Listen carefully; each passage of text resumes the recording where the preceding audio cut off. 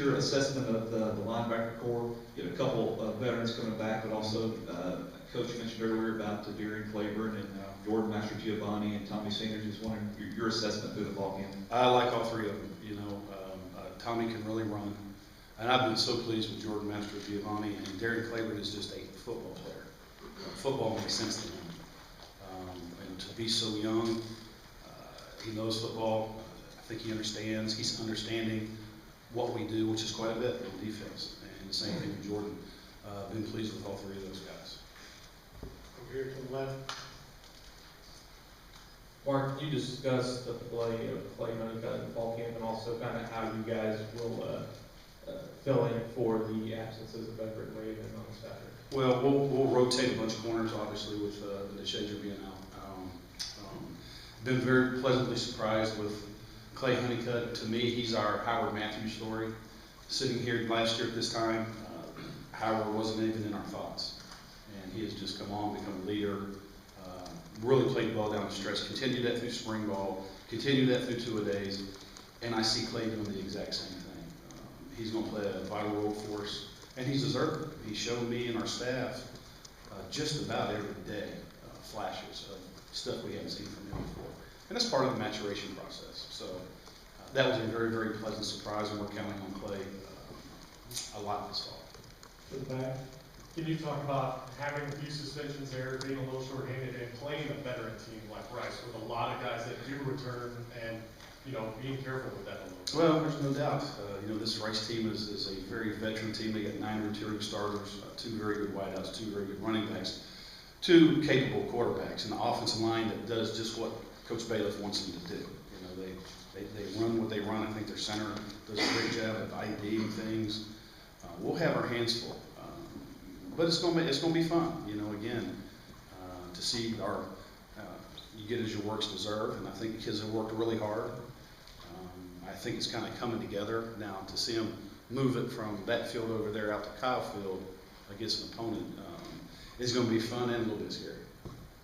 Over here to the left, and then down front. Coach, this is the youngest defense you've had as a defensive coordinator, and if so, have you had to change your approach any? Again, I think that's what Saturday's all about. We have narrowed down. To answer your first question, I'd have to think back. It's been 23 years. I can't remember. I'm sure we have somewhere along the line. We've had to scale back a little bit, but again, unfortunately, in the first game, it's a game of unknowns. I don't know. Rice lost 3 really good tight ends. Are they going to use tight ends again? I don't know. Those are things we're going to find out in the first quarter. Yes, we've scaled back a little bit, but all bullets will be available if things change in how they approach the game when they come in here Saturday. Down front. Hi. We're just visiting with Julian Obioha for the first time, and, Right. and he's been fun to talk to. Is that right? Yeah, and and as he's still a young guy, but how much are you counting on him to help lead this defense? Well, he's not a young guy anymore. He started 12 games last year, so he's been on the biggest stages in some of the biggest games. He can't be a youngster anymore. We're young enough, as I sit here and look at all this red that are freshmen. He has to be a guy for us and take over that red a little bit. He described himself as articulate. I would say that's very, very true. Julian's one of those guys. Last Saturday during the scrimmage, obviously we kept him out. We want to keep him fresh, and the whole time he's on me going, Coach, you can't make that call. That's a bad call. Don't make this call. You can't do this as freshman. He don't know what he's doing yet, Coach. You can't make that call. That's Julian. The good thing about that is he will be able to anticipate, I think, what's getting ready to come into the game from me to them, and articulate that, if you will, to all these youngsters we've got playing this out. How much are y'all putting on Nate Askew to be one of your primary pass rushers? Well, a lot's on Nate's plate. It's going to be interesting to see him flipping on the other side of the ball. He's a guy I'm going to have my eye on, obviously, Saturday.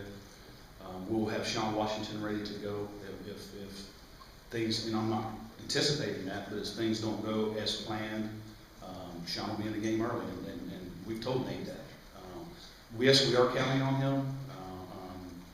He needs to come. He needs to tackle. He needs to blitz. He needs to cover. He needs to play within the system. All the things that we're asking everybody else to do. And there's no excuses just because you move from offense in the spring, because there's a freshman sitting right behind him, ready to take his job. So we'll know a lot more again after the first quarter and a half Saturday. as you can tell, I got a lot of things we're gonna have to be watching Saturday in that first quarter and a half. And, you know, our eyes will be on him. Yeah, and just judging from the scrimmage and the practice of this team, I mean, your guys are inexperienced, but would you say this is one of the more athletic bunches you've had? That's a great question. I think by far, without a doubt, if we get people in certain situations, we can put a lot of speed on the field. More speed than we had last year, without a question. So if we get people in the right situations and get them to third down, I think we put a lot of speed on the football field and some fresh bodies, which we couldn't do last I year. wonder kind of what's your thoughts on the running back position, especially Brandon Williams, since he missed the first several weeks of fall camp, and kind of you expected to see a lot from him on Saturday? I wouldn't expect to see a lot from Brandon on Saturday. I think those other three guys, they've been working extremely hard this fall camp, and Ben Molina, Trey Williams, and Trey Carson. I think they'll be able to handle it this weekend. Hopefully we can get Brandon back here pretty soon. Luke Simon's KATC, we talked to Mike Matthews earlier. Can you talk about the dynamic of having the Matthews brothers there? One who's a veteran, your tackle, the other one who's a center and in charge of that whole pace and just them working together. Let me just tell you, I am extremely happy to have Mike Matthews here, because I do believe if he wasn't here, Jake Matthews wouldn't be here this year. So. Yeah, we're happy about that. I always tease Jake and tell him he's the fourth best center in his family. So he'll be a guy who leads us, and we're definitely happy to have both of those guys as part of this program. With the potential of a true freshman playing at quarterback for you, how much did it benefit y'all that Kenny Hill ran this type of offense at South Lake Carroll and has pretty much run that type of offense since the 7th grade? Yeah, you know, he's talented. You know, he was the Gatorade player of the state.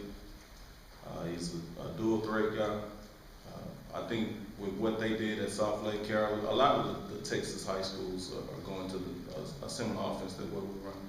I think it prepares guys like him to play at this level, because, you know, the operation of it is real similar to what he's already done.